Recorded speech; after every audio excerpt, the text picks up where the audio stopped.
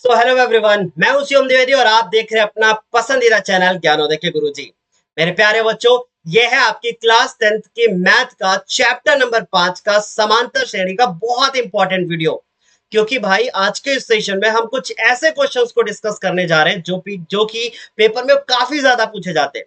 समांतर श्रेणी के ये जितने भी क्वेश्चन होंगे ये कई बार एग्जाम में पूछे जा चुके हैं। और हम ऐसे क्वेश्चंस को लेके आए हैं कि भाई ये क्वेश्चन उदाहरण है, यानी कि आपके एग्जांपल्स हैं बुक के। मैं गारंटी के साथ कह सकता हूं कि इस क्लास के बाद जो कॉन्सेप्ट आपको सीखने को मिलेगा ना, जो चीजें आपको सीखने को मिलेंगी ना, वो आप जिंदगी भर नहीं भूलोगे। और आज का सेशन इतना इंपॉर्टेंट है कि आपको इसको लास्ट तक देखना ही पड़ेगा। चलिए शुरू करते हैं। तो सबसे पहले हम देखेंगे कि समांतर श्रेणी के n पदों के योगफल का फॉर्मूला क्या होता है। सिंपल सी चीज है, जैसे कि मान लीजिए कि आपके पास एक श्रेणी है, ठीक है, और वो कौन सी श्रेणी है? समांतर श्रेणी है। समांतर श्रेणी क्या होता है? जिसका सार्वंतर बराबर हो, यानी कि दो क्रमागत पदों का जो अंतर है वो समान होना चाहिए। ऐसा हम लोगों ने पढ़ लिया है। तो मान लीजिए कि हमारे पास एक श्रेणी है A1, उसके बाद प्लस हमारे पास A2, प्लस ये हो गई हमारे पास क्या A3, और ये डॉट डॉट डॉट कितने पद है इस श्रेणी में? हमारे पास ये n पद है ना। तो हमने लिख लिया कि एक ये क्या है? समांतर श्रेणी है। ये कौन सी श्रेणी है? समांतर श्रेणी है। समांतर श्रेणी कब होती है? जब दो पदों के, अगर हम दो पदों को ले लें और उनको घटाएं, वो दोनों पद कैसे होने चाहिए? क्रमागत होने चाहिए। तो उनका जो अंतर आएगा वो समान होगा। मैं अभी आपको बता दूंगा कि कैसे हम लोग चेक करेंगे कि ये समांतर श्रेणी है। तो ये है एक हमारी समांतर श्रेणी। इसका मतलब जैसे हमारी A2 में अगर हम A1 घटाएं या हम A3 में A2 घटाएं तो आंसर हमारा सेम आना चाहिए, यानी उत्तर जो आना चाहिए वो क्या आना चाहिए? सेम आना चाहिए। तो वो हमारी समांतर श्रेणी होती है। चलिए, अभी हमारी समांतर श्रेणी हो गई। तो अब हमें इसके n पदों का जोड़ना है। n पदों के योगफल को हम लिखते हैं s, यानी कि s फॉर होता है सम। सम मतलब होता है कि योग, s फॉर सम, यानी ये योग यहां से आया है, राइट। और n पदों का यानी कि n लगा दोगे। ये फॉर्मूला होता है n/2, यानी n/2। उसके बाद फिर हो जाएगा हमारे पास 2a प्लस n-1 और उसके बाद d। ये तो बच्चे हमारा पहला फॉर्मूला हो गया है जो हम n पदों के योगफल को लिखेंगे। अब बहुत सारे बच्चे कंफ्यूज होंगे कि सर इसमें n क्या है, इसमें d क्या है, इसमें a क्या है, सर बता दो। तो सबसे पहले हम Sn देखेंगे, यानी कि n पदों का ये योग है। तो Sn क्या है? n पदों का योग है। और बच्चे फिर अब आपके मन में आया होगा कि सर n क्या है? ये हमारे पदों की संख्या है, जैसे 8 पद 7 पद। तो ये हमारे पदों की क्या है? संख्या है। ठीक है। इसके बाद ए क्या होता है सर? तो ए सर है आपका प्रथम पद, यानी कि पहला वाला पद। और सर अगर हम डी की बात करें तो डी क्या है? डी है सार्व अंतर। तो डी हमारा क्या हो जाएगा? सार्व अंतर। ये हमने इतना बता दिया।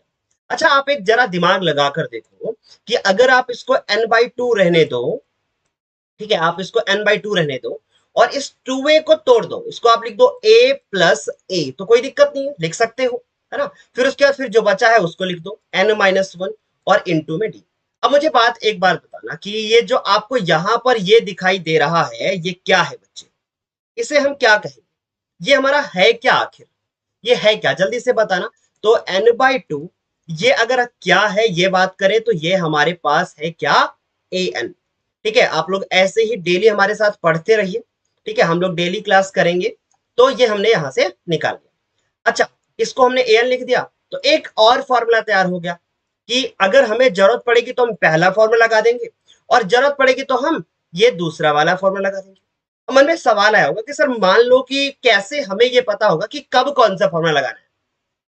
तो मान लीजिए कि हमें an दिया हो और a दिया हो, n दिया हो तो हम दूसरा वाला लगाएंगे। अगर मुझे d दिया है तो हम पहला वाला लगा सकते हैं, या मुझे सब कुछ दिया है तो हम कोई भी फॉर्मूला लगा सकते हैं, दोनों से आंसर आएगा, राइट। तो an क्या है बच्चे? an है हमारा n पदों का योग। तो an को हमने निकाला कि an क्या है? n पदों का योगफल। ठीक है, तो यहां तक तो कोई दिक्कत नहीं है, आसानी से सारी चीजें समझ में आ गई होंगी। ठीक है, अब चलिए क्वेश्चन करते हैं, तब और अच्छे से समझ में आए। ये आपकी बुक का उदाहरण दिया गया है और ये उदाहरण है क्या, जरा ध्यान से देखो। ये उदाहरण है हमारे पास कि एपी 8 3 -2 के प्रथम 22 पदों का योगफल। यानी यहां पर हमें अगर हम ध्यान से देखें तो हमें प्रथम पद दिया गया है, और प्रथम पद है क्या? प्रथम पद a बराबर हमारे पास है 8। ठीक है, और अब हम इसका d निकाले तो d निकालने के लिए हम लोग क्या करते हैं भाई, 3 में 8 घटा दोगे, या -2 में 3 घटा दो, तो 3 में चलो 8 घटाते हैं, हमारा जो उत्तर आएगा वो आएगा -5। तो हमने ए का भी उत्तर निकाल लिया और साथ ही साथ हमने डी का भी मान निकाल लिया। तो ए और डी हमें दो पता हो गई चीजें, जो कि आया है -5 है डी और ए है 8। अब यहां दिया गया है 22 पदों का योगफल ज्ञात करो, यानी एन बराबर जो है ना वो हमें दिया गया है 22, क्योंकि हमें 22 पदों का योगफल ज्ञात करना। सिंपल सी चीज है, आसानी से समझ में आ गया। अब जरा ध्यान से देखो, फॉर्मूला लगाएंगे हम लोग फॉर्मूला जानते हैं कि एस एन बराबर, कौन सा फॉर्मूला लगाया जाए? पहला वाला। क्या होता है? n/2, फिर उसके बाद 2a। क्यों सर पहला वाला ही क्यों? क्योंकि भाई मुझे an नहीं दिया गया है, और जब मुझे an दिया होगा तब हम दूसरा लगाएंगे, है ना? तो हमें 22 पदों को निकालना है, तो n की जगह पे हम 22 रख दिए, यानी 22 पदों का योगफल। जैसे हम यहाँ SN लिखे तो n पदों का योगफल, अगर मैं यहाँ n 5 कर दूं तो 5 पदों का योगफल, अगर मैं सॉरी s 5 कर दूं तो 5 पदों का योगफल, अगर s 8 कर दूं तो 8 पदों का, अगर ऐसे ही मैं 81 कर दूं तो s 81 पदों का योगफल है ना? अच्छा, यहां हमने कर दिया 22/2। इसके बाद बच्चे 2 हो गया, a का मान है हमारे पास 8, फिर उसके बाद प्लस लगाया, n का मान हमारे पास है 22, माइनस में 1 लिखा, और d का मान हमारे पास है -5। क्योंकि ये d का मान हमें माइनस में दिया है, इसलिए सर ने यहाँ पे ब्रैकेट का इस्तेमाल कर लिया। ठीक है, अच्छा, ये 2 से कटने वाला है, आंसर आएगा 11। अच्छा, 8 दूनी कितना हो जाएगा? ये हो जाएगा हमारे पास 16, और यहां से आएगा -5, यहां से मिलेगा हमको 21, वो भी माइनस का। तो इस तरीके से 21 में हम 5 को कर लेंगे गुणा, तो 21 पंचे हो जाएगा 105। ठीक है बच्चे। अच्छा, 16 इसमें हम घटा देते हैं, अगर 105 में हम 15 घटाते हैं तो 90 आएगा, 16 घटाएंगे तो भाई 89 आ जाएगा, है ना? और अब हम इसको 11 से गुणा कर लेंगे, और चूंकि बच्चे ये हमारा माइनस का आएगा, 105 16 में 105 घटाएंगे तो ये हम माइनस लगा लेते हैं। अब 89 को हम 11 से मल्टीप्लाई करते हैं, तो 11 नवैया कितना होता है? 99, हासिल हो जाएगा हमारे पास 9। 11 8 88, 88 में 9 हम जोड़ लेंगे तो ये आ जाएगा हमारे पास 97। ठीक है, तो ये आ जाएगा -979, यानी कि 22 पदों का जो योगफल सर ने निकाल दिया है वो कितना आ गया है? हमारे पास आ गया है बच्चों -9.79। इस तरीके से आप लोगों को आसानी से ये बहुत अच्छे से समझ में आ गया होगा, हमें उम्मीद है। ठीक है, ऐसे ही क्वेश्चंस आपको आपके पेपर में 2 नंबर के मिलेंगे। सर 2 नंबर के? जी हाँ, सिर्फ 2 नंबर के मिलेंगे। जब क्वेश्चन थोड़ा टेढ़ा मेढ़ा होगा इस तरीके का, तो चांस है कि आपको ये क्वेश्चन 4 नंबर में मिलेगा, है ना?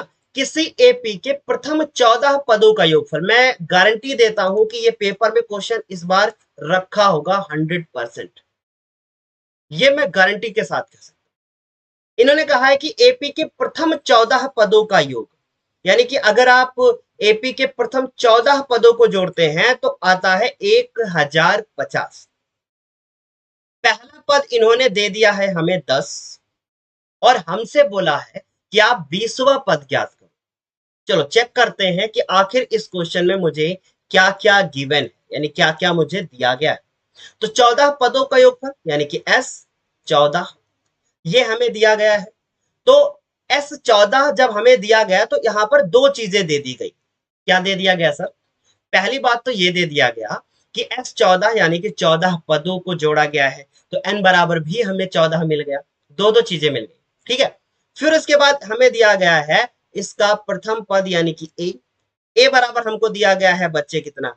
10, और 20वां पद जो कि होता है A20, यानी कि 20वां पद, ये हमें दिया गया है, सॉरी निकालना है, राइट? चले स्टार्ट करें इसको हल करना। चलिए बच्चे, तो हम कौन सा फॉर्मूला लगाएं? अब चूंकि यार हमें 20वां पद निकालना है और ये हमें 14 पदों का योगफल दिया है, तो हम दूसरा फॉर्मूला तो नहीं लगा सकते। अगर मुझसे ये पूछा जाता कि आप इसमें A14 निकालो, तो हम इसमें वो फॉर्मूला लगा सकते थे। ठीक है, तो कोई टेंशन नहीं है, हम पहला वाला लगाते हैं। तो हम लिखेंगे कि S14 बराबर, बहुत अच्छे से देखिएगा, 14/2 यानी n/2, और फिर उसके बाद 2 और इनटू में a, और प्लस में हमारे पास होता है कि n minus one into D, है ना। तो हम यहाँ लिखेंगे n या माइनस वन, यानी कि 14 माइनस एक। भाई n का मान है कितना, यहाँ पे 14 दे दिया गया है। ठीक है, तो हम लोग यहाँ लिख लेंगे कि 14 माइनस एक, तो ये हो जाएगा 14 माइनस एक। और डी का मान यार मुझे नहीं पता है, तो इससे मुझे ये बात पता चल गई कि भाई डी ही मुझे पता चलेगा यहाँ से। तो ये आ जाएगा मुझे 1050। ये यहाँ से काट देंगे इसको तो मिलेगा 7। फिर उसके बाद ए का मान हम रख लेंगे कितना, 10। ठीक है, तो हम यहाँ पर डायरेक्ट इसको यहाँ से हटा के और 10 लिख लेते हैं। तो ये हमने लिख लिया 10, तो यहाँ से आ जाएगा मेरे बच्चे 20, और यहाँ से मिलेगा हमको 13 डी। ठीक है, 13 डी मिले। अच्छा, 7 हम नीचे जाके लेके जा सकते हैं, तो ये आ जाएगा हमारे पास 20 प्लस 13 डी एक तरफ, और 7 जो है ना वो 1050 के नीचे जाएगा, क्योंकि इस तरफ इसका गुणा हो रहा है। ठीक है, तो हम इसको 7 से काटते हैं। 7 एकम 7, और 7 फिर एकम 7 बचेगा हमारे पास 3, 7 पचे 35, और ये 150। अब यहां से आया हमारे पास 20 प्लस 13 डी बराबर में आ गया 150। हम अब क्या करेंगे कि ये जो हमारे पास 20 बाएं तरफ लिखा है ना, इसको हम दाएं तरफ लेकर जाएंगे। ठीक है, इसको हम दाएं तरफ लेकर जाएंगे, इस तरफ।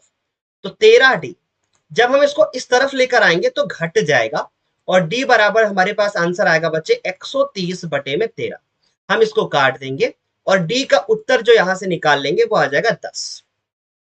ठीक है, अब हमें डी पता चल गया। अब चूंकि मेरे प्यारे बच्चों इस क्वेश्चन में मुझे ये ज्ञात करना था कि A20 कितना है, और A20 का फॉर्मूला होता है A प्लस 20 में एक घटा दो, यानी कि 19, यानी 19, 19 डी हो जाएगा। ए का मान हमें इस क्वेश्चन में पता चल गया है कि भाई ऑलरेडी हमें दिया है 10, और ये हमने 19 लिख लिया। डी का मान हमने 10 निकाल लिया है, ये आ जाएगा 10 और प्लस 19 डी, है ना, यानी कि 190। और इसको हम लोग जोड़ लेंगे और हमारा आंसर आ जाएगा A20 बराबर 200, जो कि 100% क्या है, राइट है। तो इस तरीके से, चूंकि बच्चे ये हमारा रिकॉर्डेड सेशन है, तो मुझे आंसर भी चेक करना पड़ता है कि हो सकता है कहीं मेरे से कोई छोटी मोटी मिस्टेक हो गई हो, क्योंकि किसी से भी मिस्टेक हो सकती है, कितना भी बड़ा मास्टर क्यों ना हो, मिस्टेक पॉसिबल है ना, हो सकता है। तो इसलिए मैं तुरंत ऐसे अपना फोन उठा के तुरंत देख लेता हूँ, एक नजर मेरी आंसर के टाइम पे इधर जाएगी कि मैं आंसर चेक कर लूँ तुरंत, क्योंकि वीडियो बाद में फिर रिकॉर्ड करना पड़ेगा मेरे को, अगर कहीं कुछ छोटा सा मिस्टेक हो गया तो, है ना। चले, अच्छा 12 नंबर क्वेश्चन समझ में आया। अच्छा, एक छोटी सी इंफॉर्मेशन आपको देनी है मुझे। आप लोग यूपी से हैं, बिहार से हैं, छत्तीसगढ़ से हैं, राजस्थान से हैं, कहीं से भी हैं बच्चे, एमपी से हैं, है ना, यहाँ तक कि हरियाणा से। भाई आई फ्लू बहुत तेजी से फैल रहा है, तो भाई एक बात मैं आप लोगों से कहना चाहता हूँ कि प्लीज टेक केयर। और अगर किसी भी बच्चे को आई फ्लू है, यानी कि आंखों में, ये किसी को भी हो सकता है, सिंपल सा भाई हम कह सकते हैं कि हाँ एक वायरस है जो कि आपकी आंखों के लिए थोड़ा सा खतरनाक है, इससे थोड़ा बच के रहिए।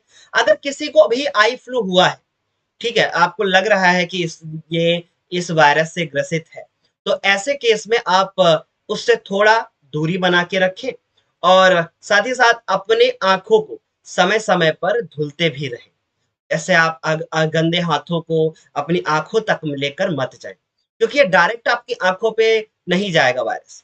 आप जब उस वायरस आपके हाथ से टच होगा, उसके बाद तब आप उसको आंखों तक अगर हाथों को लेकर जाओगे तो फिर आपके लिए खतरनाक हो जाएगा। आंखों को मले ना, थोड़ा इनसे दूर रहें, सेफ रहें, हेल्दी रहें, अच्छे से रहें बच्चे, क्योंकि पढ़ाई तभी हो पाएगी ना जब आप बिल्कुल फिट रहोगे, इसलिए आपका फिट रहना बड़ा जरूरी है। ठीक है, चले, उदाहरण नंबर 12 हो गया है।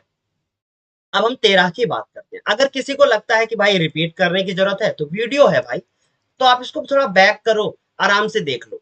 ठीक है, यहाँ पे हमें क्या दिया है कि कितने पद लिए जाएं, एक एपी दी गई है, बोला गया है इसके कितने पद लिए जाएं, यानी कितने पद लिए जाएं। यानी सिंपल सी बात है कि भाई आपसे पूछ लिया है कि भाई एन का मान कितना होगा, हम कितने पद ले ले कि इसका योग 78 आ जाए, है ना। तो चलो भाई सबसे पहले देखते हैं कि क्या क्या इस क्वेश्चन में मुझे दिया है। चले बच्चे देखते हैं। तो ए बराबर हमें, यानी कि प्रथम पद हमें दिया है 24, टी बराबर हम निकाल लेंगे, 21 में 24 घटा देंगे, आंसर आ जाएगा हमारे पास -3। अब उसके बाद हम लोग जब फॉर्मूला इस्तेमाल करेंगे तो Sn बराबर हमसे बोला गया कि 78 आ जाए। कितने पद ऐसे ले लो इस श्रेणी के कि उनको जब आप आपस में जोड़ो ना तो 78 आना चाहिए, ऐसा बोला गया भाई। ठीक है, कि 78 आना ही चाहिए, अगर 78 नहीं आता है तो फिर गलत है। चलिए हल करते हैं। देखो बच्चे, अब इस क्वेश्चन में आप नोटिस करोगे तो आपको Sn बराबर यानी कि 78 दिया गया है। ठीक है, फॉर्मूला होता है बच्चे a plus N minus one into D. ये तो an का होता है सर। अगर सॉरी Sn का निकालना चाहते हो तो 2 से मल्टीप्लाई करो और आगे एक n बटे 2 लगा दो। ठीक है, ये हो गया हमारे पास 78। n का मान यू डोंट नो, है ना। उसके बाद 2a, a का मान कितना है 24। n का मान सर पता होता तो क्या दिक्कत थी सर, d का मान माइनस का 3 और इधर बराबर में कितना हो गया 78। घबराने का नहीं, दो जो इधर बटे में लिखा हुआ है इसको पिछवाड़े भेजने का भाई। तो 78 को 2 से कर देते हैं हम लोग गुणा। ठीक है, अब इसके बाद इधर जो n लिखा है पड़ा रहने देते हैं। ये 24 दुना कितना हो जाएगा 48।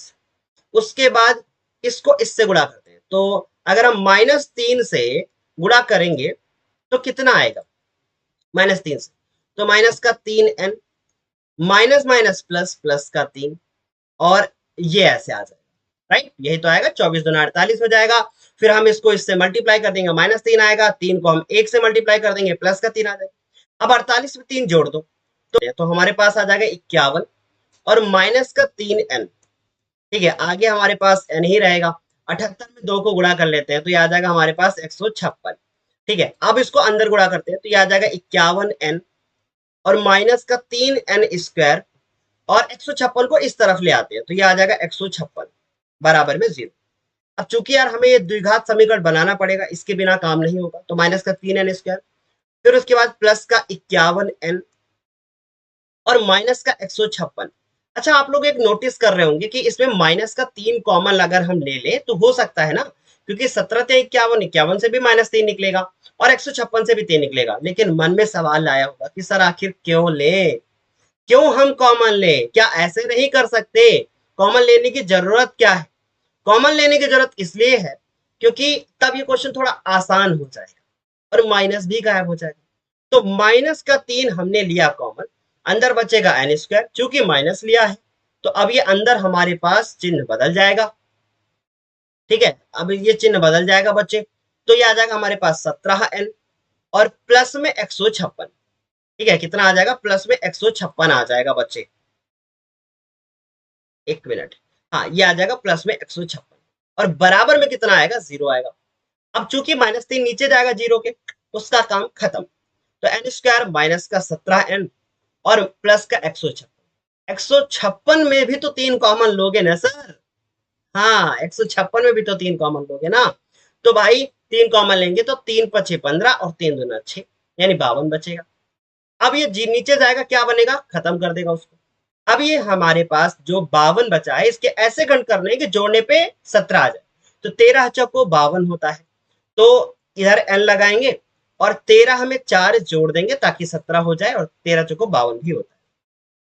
इस द्विघात समीकरण को हल करने की जल्दी से बस अब हम कोशिश करते हैं।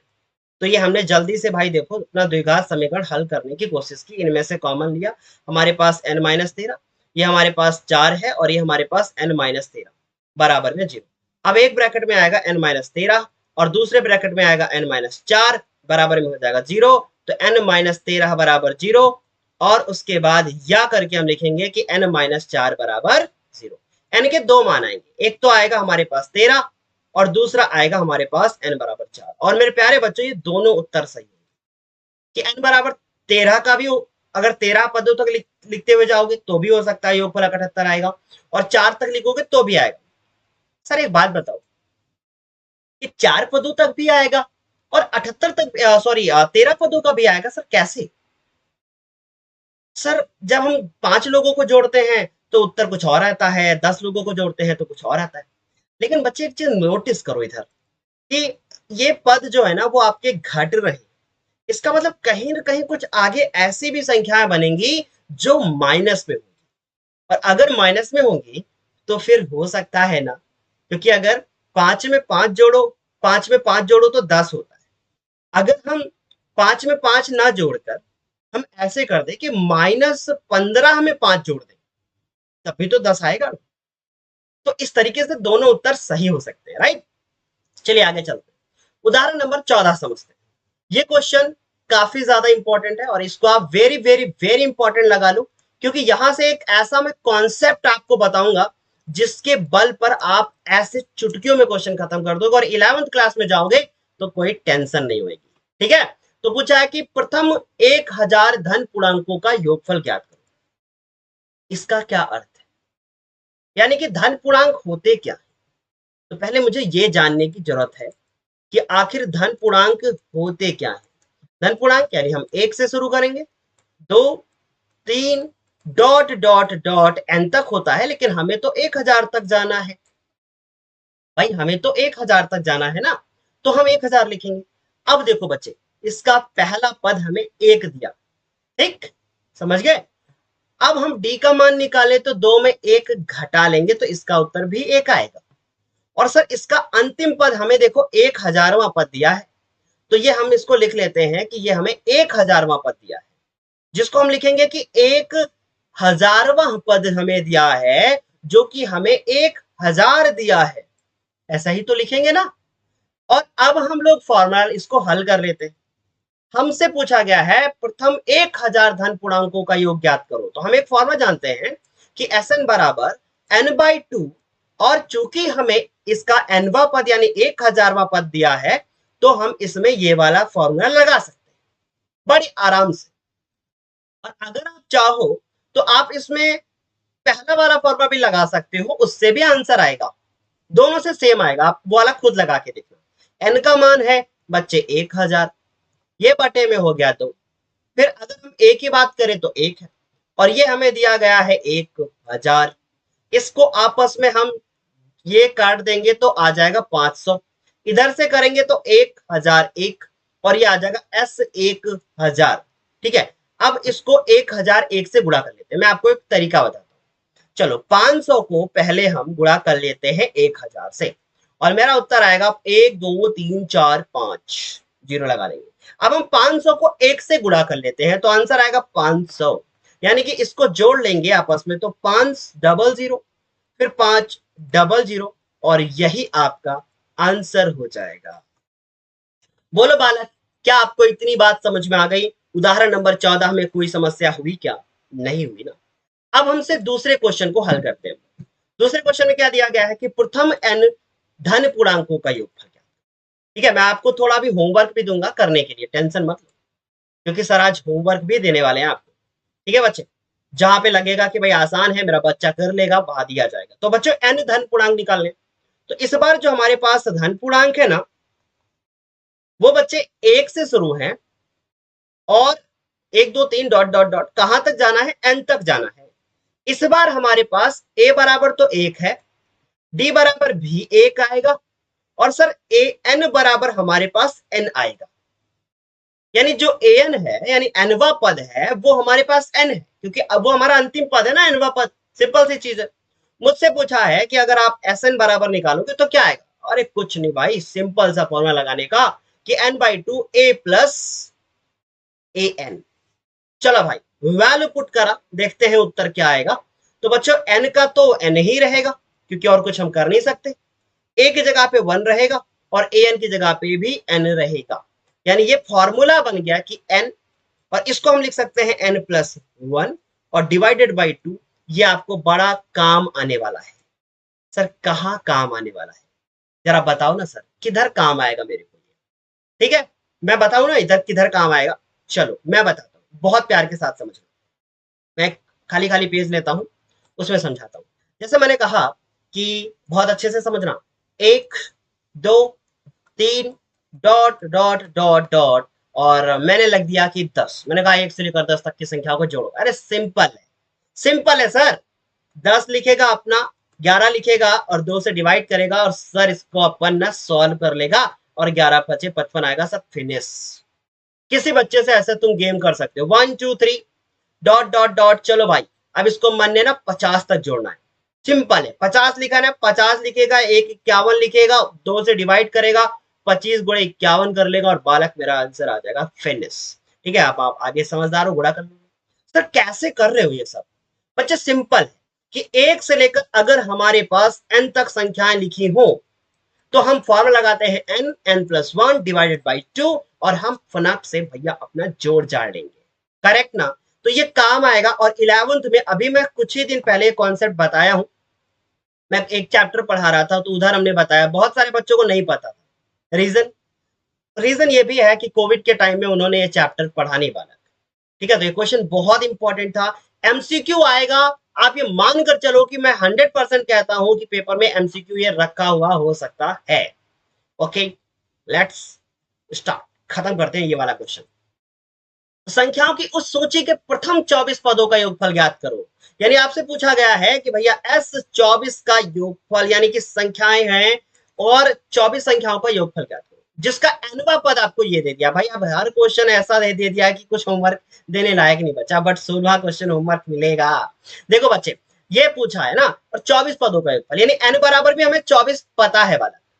इसका nवां पद यानी कि an बराबर हमसे बोला गया है कि भैया 3 + 2n है, ये मुझे दे दिया गया और मुझे कुछ नहीं दिया गया। सिंपल, करेगा अपना काम। चलो भाई, अब बच्चों देखो, अब an बराबर इसमें दिया गया है कि 3 + 2n, और मुझे 24 पदों तक ऐसे ही लिखना पड़ेगा, फिर उनको जोड़ना पड़ेगा। कितना कठिन काम है ना। अपना एक काम करते हैं कि n बराबर 1 रखते हैं। अगर हम n बराबर 1 रखते हैं तो हमें प्रथम पद मिलेगा, यानी कि a1 मिलेगा, जिसको हम प्रथम पद कहते हैं। तो ये 3 प्लस, ओ सर ने कर दी है मिस्टेक। ओ मोचो, समोसे गरम गरम, ये मिस्टेक हो गया है। चलो भाई, तो इधर हम n करेगा ना बालक, हमने उधर 24 कर दिया था। ठीक है, तो ये हो जाएगा 12। अच्छा, ये 3 हो गया। आगे देखो बालक, 2 लिखेगा, अपना 1 की जगह पे 1 करेगा, n की जगह पे। ये हो जाएगा 3 + 2, यानी कि इधर से उत्तर आने वाला है 5, यानी a1 यानी कि a बराबर 5 आएगा, है ना। ये अर्थात प्रथम पद हमको मिल गया है कि बच्चों आ गया है 5। अब चूंकि मेरे प्यारे बच्चों, बहुत प्यार के साथ समझो, इसको मुझे हल करने के लिए, ठीक है, अब मुझे डी का मान भी पता करना पड़ेगा, तो इसलिए मुझे दूसरा पद भी निकालना पड़ेगा, तभी डी का मान पता हो पाएगा। चलिए भाई, n बराबर हम 2 रखते हैं। अगर हम n बराबर 2 रखते हैं तो देखते हैं कि उत्तर क्या आएगा। तो आएगा a2, ये आएगा 3 + 2 × 2। इधर से बच्चे आ जाएगा हमारे पास, टोटल आंसर आएगा 7, यानी कि इसका दूसरा पद जो आया है वो आया है 7, ये आ गया 7। तो अब हम डी बराबर निकालते हैं। डी बराबर हम a2 में a1 घटाई लेंगे, यानी 7 में 5 घटाई लेंगे, हमारा आंसर 2 आएगा, है ना बालक। चलो भाई, आगे चलते हैं, बालक बोरिंग नहीं होने का ना, यहां तक समझ में आ गया भाई। आगे चले अपना, तो ए निकाल, पहला पद निकाल लिया, डी निकाल लिया, काम हो जाएगा, अर्थात ए बराबर हमने डी ये निकाल लिया। अब देखो बच्चे, सिंपल सा है भाई, हमें निकालना है 24 पदों का योगफल, यानी S24। अब S24 का फॉर्मूला होगा 24/2, उसके बाद a + 24 - 1, यानी n की जगह पे सर सिर्फ 24 लिखते हुए जा रहे हैं। ठीक है, इधर से आएगा अपने 12, a का मान सर ने अभी निकाल लिया है 5, और इधर से आएगा अपने पास 23, और d का मान अभी निकाला है 2, और 23 दूना होता है बच्चे 46। 5 अपना अगली लाइन में जोड़ लेंगे हम लोग, और आगे इधर आएगा 12, ये आ जाएगा हमारे पास 12, गुणे में हो जाएगा बच्चे 51, 12 एक कम होता है 12, हासिल होगा 2, और 12 × 5 = 60, 2 हो जाएगा 62, और ये हमने निकाल लिया कि 24 पदों को जोड़ने पे ये आएगा आंसर। सिंपल सा है बालक। तो बच्चे आंसर कितना आ गया उदाहरण नंबर 15 का अगर हम लोग बात करें तो, उदाहरण नंबर इसका आ गया है हमारे पास 600, हमने लगता है हासिल गलत जोड़ दिया है, तो 12 एक कम 12, ठीक है, बहुत अच्छे से सुनो, 12 एक कम 12 हो जाएगा, फिर उसके बाद 12 × 5 = 60 हो जाएगा, और लगता है मैंने अपना कुछ हासिल वासिल गलत जोड़ दिया है, एक बार मैं चेक कर लेता हूँ कहीं मिस्टेक तो नहीं हुआ, तो एक बार मैं चेक कर लेता हूँ। मिस्टेक हुआ है, बताते हैं कहाँ मिस्टेक हुआ। इधर अपने ने 2 नहीं लिखा है, ठीक है, अपने ने 2 नहीं लिखा इधर बच्चे, तो मुझे 2 करना पड़ेगा इधर। तुम लोग घबराओ नहीं, जब तक सर है तब तक कोई टेंशन लेने का नहीं है, ठीक है, आराम से पढ़ते रहो, वॉच करते रहो, अच्छे से पढ़ाई करते रहो, जब तक स्टूडियो नहीं हो जाता है तब तक ऐसे ही पढ़ते रहो, क्योंकि जो पढ़ने वाले बच्चे वो कमियां नहीं निकालते, वो खुद पे मेहनत करते हैं ना। तो 12 × 6 = 72, हासिल होगा 7, 12 पंचे 60 और 7 जोड़ देंगे, आ जाएगा 600। तो 24 पदों का योगफल जो निकाला है सबने, वो निकाल दिया है 672। तो बताओ मेरे बच्चे, क्या इतनी बात समझ में आई क्या? सिंपल है ना क्वेश्चन। क्या एनवा पद दिया था, एनवा पद दिया हो तो आराम से आप ए भी निकाल सकते हो, जिस तरह हमने निकाला अभी। आराम से आप डी भी निकाल सकते हो, जैसा मैंने भी निकाला। फिर आप 24 पदों का योगफल भी निकाल दो। अब ये वाला क्वेश्चन आपके होमवर्क के लिए मैं दूंगा, लेकिन पहले इसमें कुछ मैं आपको हिंट दे दूंगा, ठीक है। टीवी सेट निर्माता तीसरे वर्ष में 600 टीवी तथा 7वें वर्ष में 700 टीवी सेटों का उत्पादन करता है। यानी कि तीसरा जो पद है वो इसमें दिया गया है हमें 600, और सातवां जो दिया है वो हमें दिया है 700। तो बच्चे इसको मैं होमवर्क दूंगा, बहुत प्यार के साथ सुनो। तीसरे वर्ष में दिया है ना हमें, तीसरा ही तो दिया है ना बच्चे, हाँ। तो ठीक है, तीसरे वर्ष में दिया है, तो इसमें हम लोग सबसे पहले लिखेंगे कि भैया देखो, एक टीवी वाला है 600 टीवी बनाता है तीसरे वर्ष में, यानी कि A3 यानी तीसरा पद हमें दिया गया है 600। फिर उसके बाद इन्होंने बोला कि 7वें वर्ष में 700 टीवी यानी कि A7, ये हो गया हमारे पास 700 टीवी। फिर उसके बाद बोला गया है कि भैया प्रथम वर्ष में कितना उत्पादन, यानी कि पहले क्वेश्चन में प्रथम वर्ष में उत्पादन यानी ए बराबर हमको निकालना है। निकाल लोगे मेरे बच्चे, हम जानते हैं। दोनों समीकरणों को लिखोगे, इनसे फॉर्मूला लगाओगे, जैसे हम लोग अभी पिछले एक्सरसाइज में कर रहे थे। ए प्लस 2d बराबर 600, ए प्लस 6d बराबर 700। इसका आंसर कमेंट बॉक्स में बता के जाना, और नेक्स्ट क्लास में मैं आपसे पूछूंगा जरूर, ठीक है। तो प्रथम वर्ष में हमने उत्पादन निकाल लिया। कैसे निकालोगे? दोनों समीकरणों को हल करोगे, निकल आएगा। प्रथम 7 वर्षों में कुल उत्पादन, यानी दूसरे क्वेश्चन में पूछ रहा है कि भैया कुल उत्पादन कितना हुआ। ये नहीं पूछा कि 7वें वर्ष में कितना किया, पूछ रहे 7 वर्षों में कुल कितना किया, जो पिछले 7 वर्ष थे उसमें कितना किया। यानी कि हमसे पूछा है पहले पद से लेकर 7 पदों तक आप जोड़ के बताओ कि कितना आएगा। तो इससे आपको निकालना है S7।